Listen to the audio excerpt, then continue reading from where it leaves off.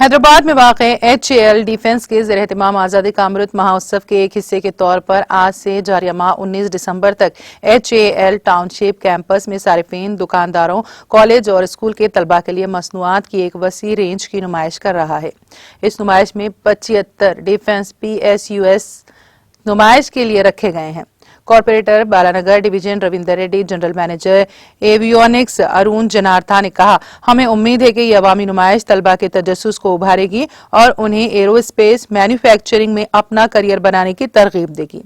انہوں نے امید ظاہر کی ہے کہ یہ نمائش MSMEs کے ساتھ مختلف اشیاء کی گھریلو سازی کے لیے کام کرنے کی نئی راہیں کھولے گی اور آتما نربھر بھارت کی کوششوں میں اضافہ کرے گی۔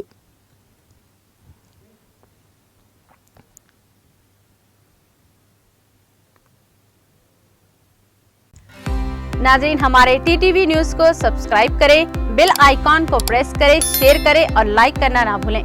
اور کسی بھی ایڈورٹائزمنٹ کے لیے ہمارے اس نمبر پر کانٹیکٹ کریں۔ ہمارا نمبر ہے 9550102020 پر۔